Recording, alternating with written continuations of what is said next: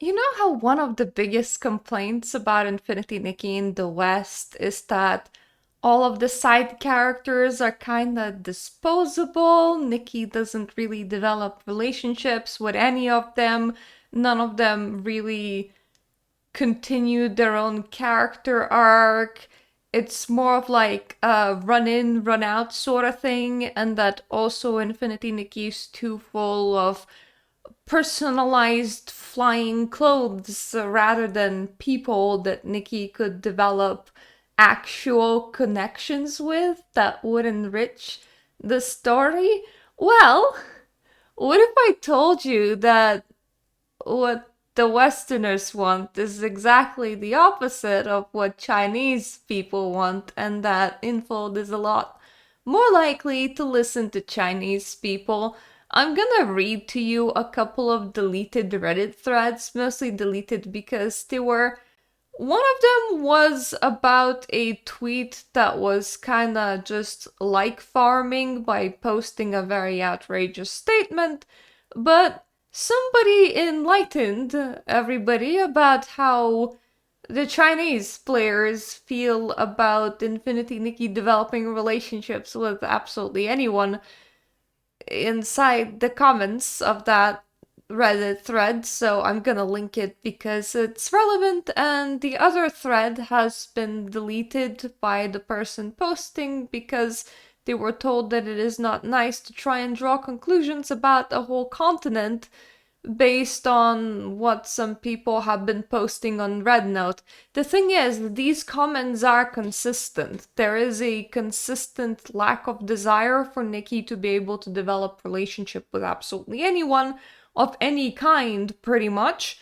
There is a consistent desire for Nikki to always be in the spotlight and nobody to be able to steal that spotlight. Nikki should never be outshined, and all NPCs, non player characters, should always be incredibly thankful to Nikki for all that she does. Their, these players' desires are being entirely met in this game. And because these players' desires are being entirely met in this game, it feels so empty and soulless for the Western audience.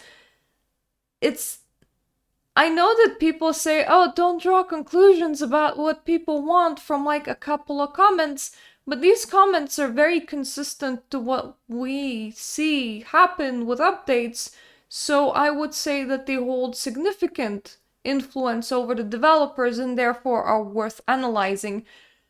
These comments were written in response to the show of Oren, which takes you to the housing island. Now, also mind you that a lot of Chinese players see Nikki as more of their daughter because in other games you weren't Nikki, you were somebody that's kind of taking care of Nikki, so they brought that mentality forward, while Westerners more see Nikki as a sort of self-insert for story missions because we play as Nikki, we are not the caretaker of Nikki. If you want this man to be the housekeeper, talking about Oren, can you please stay away? My daughter's home is not a place for you to find a match, okay? Kiss the NPC yourself. Don't come to harm my daughter. I don't want male NPCs. I don't want female NPCs. They say they can only fight men. I don't want either gender. Wouldn't it be better to have some asexual elves? Seeing this male NPC reminds me of Marquez in the fireworks season. It translates to flower flame season, but it's fireworks season. I feel a nameless anger. Dare you let him take a step on the Nikki Island? My daughter's homeland does not accept any humanoid creatures other than my daughter. This is Nikki's island. Please don't kiss other NPCs and use my daughter as a cover to do the maiden thing. It has nothing to do with gender, just a simple discussion. I don't like humanoid creatures in Nikki's home, and I don't want female NPCs. From an aesthetic point of view, the pink and tender island with other people will reduce the dreaminess. Secondly, I can't completely ignore the safety risks in reality. I always feel that it will be unsafe to have outsiders in Nikki's home. I don't quite understand why you put an adult NPC in the premise of having elves. Especially the black clothes are so out of place here. They were complaining about how Oren is dressed and presented inside that little cutscene.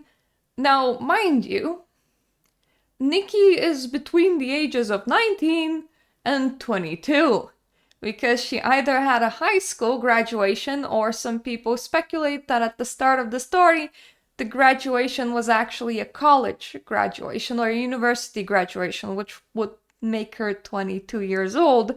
So this putting this adult man inside my daughter's house, aka having Oren bring you over to your housing island, Nikki is an adult in every country. In every country. I don't know if any country set the bar for adulthood at 25. I don't think that they did. Like, the highest that that bar ever goes is 21, and she would be 22. So, yes, an adult man, how outrageous. They don't want any NPCs to be dated, but they also don't want any NPCs to simply outshine Nikki or to have their own story segments. Let me read a couple of comments in here, and then we can go and read a couple of comments inside a deleted thread where I can only give you sentiments through the remaining comments. Meanwhile, on XHS, people are straight up fighting over whether or not Infinity Nikki should continue adding attractive NPCs. Some complaining that they're taking attention away from Nikki.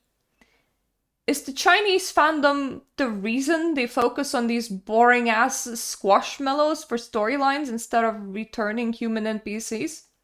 Yes, they hated Marquez Jr. because he stole the spotlight from Nikki during the Chinese New Year's update, and losing their shit at attractive human NPCs, especially if they're men. Oh yes, I was reading the shitstorm on Reddit under the official post today. People were demanding that all human NPCs be removed from the game because they don't let their Nikki shine. Are these the people who got us half a year of Sprite and rag festivals? Nikki is like the Chinese Barbie for them. They feel somehow protective towards her. And now let's go and read another post that once again was deleted, but it shows very, very similar sentiments. It was Chinese players expressing happiness to updates that don't include human NPCs, or when they have human NPCs that they express incredible gratitude towards Nikki. And that Nikki has to be the savior of every single situation. And they also express quite a lot of hatred towards the fireworks season, which was update 1.2, because once again it expanded on Marcus's Jr. storyline, and that took the spotlight away from Nikki. A lot of them also do actually want the game with a lot less human NPCs and a lot more things like the wishing sprites. They call them elves, or I forget what they called, but the ones that are in the abandoned district, the sentient cloth people, they would like a game to have more of that, and I don't know, for me it makes the game very infantilized, and without complex connections between people, without any other storylines progressing outside of Nikki, there isn't much care to be put into the world, as every storyline is a repeat shallow of you appear in front of people that you don't know, that you're seeing for the first time, you solve something either super bad or just kind of a nuisance, and yay, that's the storyline. And the next time, once again, you appear in front of people that you don't know, Nikki's not really allowed to build connections. A lot of the times it will also be non-people characters, which once again for me is quite annoying. It makes the story very, very kiddified and shallow, but it is precisely what the Chinese players are asking for over and over again. Yeah, Chinese players were really, really upset about fireworks season. That's also why the recent story content, Serenity Isle, Dan King has NPCs giving such heavy and repeated thanks to Nikki, since she got basically none for fireworks season. I agree that some is nice, but it's almost too much at this point in my opinion. Chinese players didn't like it because the emphasis was on Marquez Jr. rather than Nikki. I also liked NPCs having greater roles, but unfortunately they will listen to Chinese players before us. Aside from the constant broken game and horrible mechanics, this is easily why my interest has been plummeting with every update. I hate the praise Nikki, the be-all and all savior who can do no wrong and has no personality to speak of. I actually want more storylines like fireworks season, and I do agree with people that decided to pitch in here. I do want more storylines like fireworks season. It's actually one of feedbacks that I was trying to deliver, that I want more NPCs for 2.0 especially, and for the future of the game, that get repeated and reused. Not NPCs that are made to just, fill a location, get thrown away after their story is over, never be seen again. It seems like such a waste of assets, and like such a waste to always write a new story. It would be kind of like, imagine Spider-Man or Batman or Superman with absolutely no supportive team for either one of these. No repetitive characters, nobody that they can care about, no pretend workplaces to go to, aka while wearing, a different identity.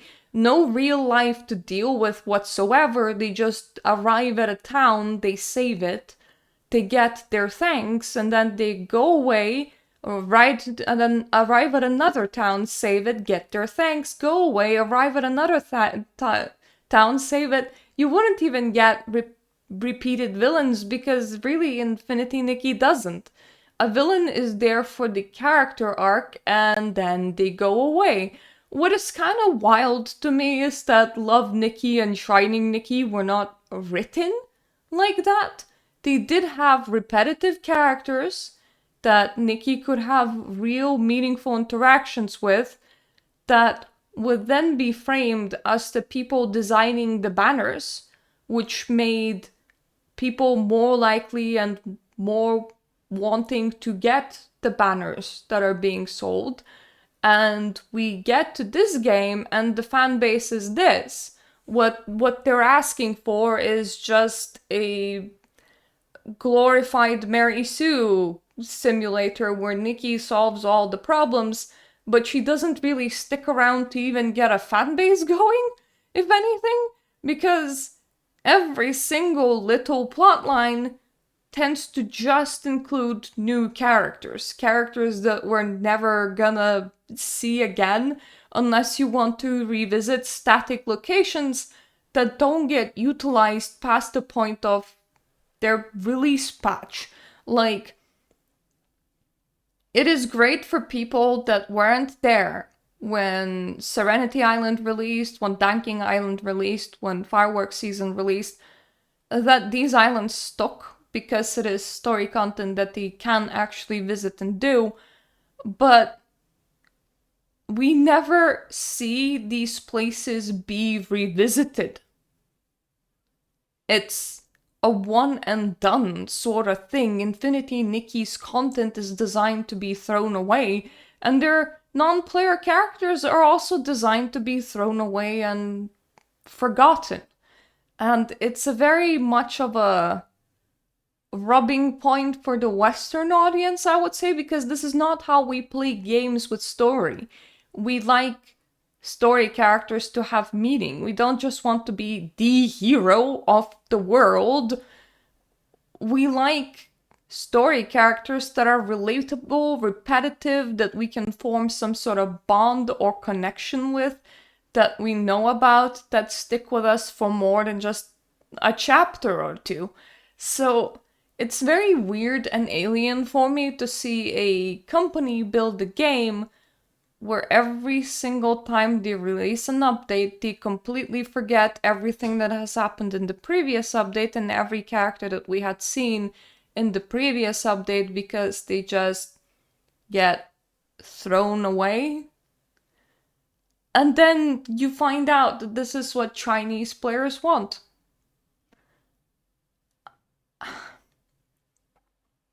I want to honestly ask what's wrong with these people. It's not a very nice question. It's a very, very mean question. I'm asking this because once again, this is not even what Nikki franchise was like. That's not how Love Nikki is written. That's not how Shining Nikki is written. So where is this audience coming from? If they're referring to Nikki as their own daughter, it would appear that they're coming from previous Nikki games, but that's not how they were set up. Why are you asking for a game setup that is so incredibly alien to video games or to stories in general?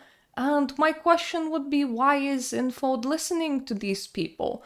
Because sure, we shouldn't be judging a whole continent by hand-picked comments from specific sources, from specific people, but this is what is directly happening to the game and what we see update in, update out. Giovanni gone. Orin gone. Nanoi, what Nanoi? We forgot it the moment we forgot her the moment we finished 1.0. Dada, relevant in the tutorial, and she sits in the Stylist Guild. The only time we saw an expansion on an already existing character pretty much was during the Fireworks season when Marquez had a whole character arc. And the Chinese players hated that. Like, I really can't wrap my head around where did this culture of this even comes from. What is the point of, I really do not understand. Because even if you want to set up Infinity Nikki as some sort of Mary Sue character that's great at absolutely everything and saves the day all the time, normally you would want to set up a fan base for her. You would want to set up some sort of hurdle for her to shine through, and that requires a setup, like an actual setup. If you want a baddie to feel really good when you defeat them, that baddie tends to be a running threat throughout multiple seasons until finally the heroine gets him. It doesn't tend to be a one episode thing.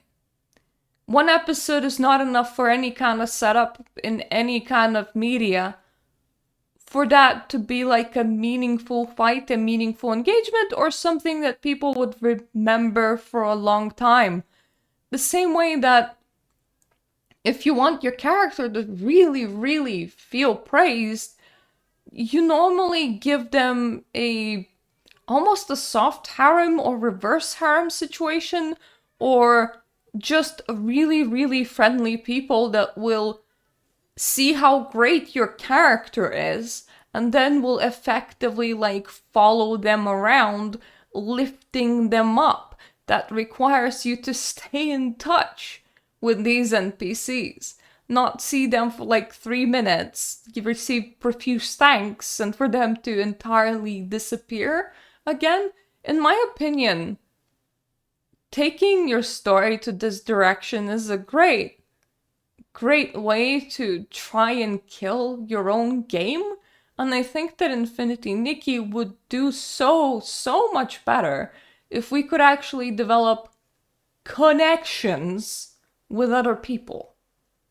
Connections that are there for more than just a chapter, they're there for more than one update. Connections with meaningful NPCs, and that requires not listening to the part of the population that wants the exact opposite to that. But then again, that is my opinion because of where I am.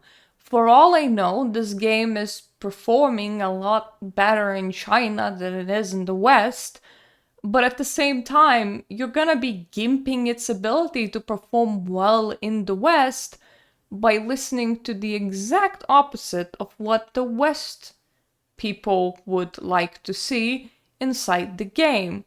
I don't know whether this is a viable, like, commercial situation to pick one side over the other like this much, but I am also recognizing that I am pushing for the opposite side because to me, this is just weird. I don't know where this even came from, considering that once again, other games are not like that. And this is not even like my only Chinese game that I've been playing. Like, I played Genshin Impact before. That's not how Genshin Impact is set up. Genshin does quite utilize your attachment to characters quite a lot. Maybe it's because it is a character-based gacha and you purchase said characters, but then again, I would argue that developing connections with other stylists that then design the banners that we buy would probably improve the sales for Infinity Nikki, which is what was their go-to system for Love Nikki and Shining Nikki. So I am just so confused with this entire change in direction, and I'm even more confused that there's like a fan base for this direction that so oppose anything other than this, and I don't really know what kind of satisfactory solution could satisfy both sides, because this is a complete divide of people. Like, you have a party on one side that goes, yes, Nikki should be like the only human being in the world, and she should only talk with non-human characters, and she should outshine absolutely everybody, and she should be praised exceptionally for absolutely everything that she does. And then there's the other side of going, we want more human characters, we want more human connections, we want those characters to have their own story arcs that are meaningful, and we want to see them reused rather than appearing for a cutscene for 3 minutes and disappearing like Orin was treated, for example. So you have two entirely different sides, and it kind of saddens me that it is the Chinese side that's being entirely listened to. And I don't know, maybe it's privileged of me to try and dictate how a game that's obviously not made for me should run, but this is such bizarre situation. So what's your take on this? Do you think that it's just a nitpicking of like a very specific group of the Chinese audience, and that wider Chinese audience maybe agree with Global about the need for repeated NPCs that Nikki could develop connections with?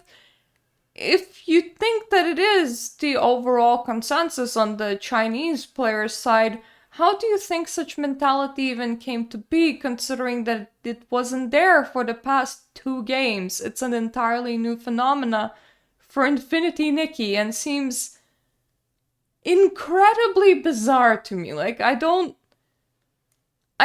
understand. But it might be a cultural divide between me and these people that make me not understand. Still, I legitimately do not understand. So, if anyone can explain to me what's happening here, that would be preferable. Anyway, this is enough of me ranting about this. I just wanted to share it with you guys because it's so incredibly bizarre to me. Like, I've never seen a fan base be so divided based on the region and so pulling in 2 entirely separate directions. But also, I've never seen like a game made like this with entirely disposable NPCs. It is so incredibly weird for me. But anyway, enough of that. Thank you so much for watching. I hope that we learned something today about why Infinity Nikki might be the way that it is. I hope I'm gonna see you on my other videos. See if you like my content. If you do, please subscribe. Currently, I'm covering a lot of Infinity Nikki, and I don't know when this releases because I was planning to also do RuneScape, and I don't know if I'm already doing that or not. So, just know that this is like a multi-game channel, and while I'm trying to be consistent at exactly what I'm doing and what I'm tackling, I am gonna be tackling more than one game at the same time. And if you just kind of go and dig through my videos, you might find some saucy spirituality stuff, but I don't know if you should go looking or not. So then, thank you so much for watching. Thank you so much for my subscribers. Should I gloat? Okay. I can. Maybe a tiny gloat. When I'm recording this, I recently got into Infinity Nikki Creator Program, so this critical opinion coming from a certified Infinity Nikki creator. Anyway, also thank you so much for my Patreon supporters, and I hope that I'm gonna see you on my other videos. Toodaloo!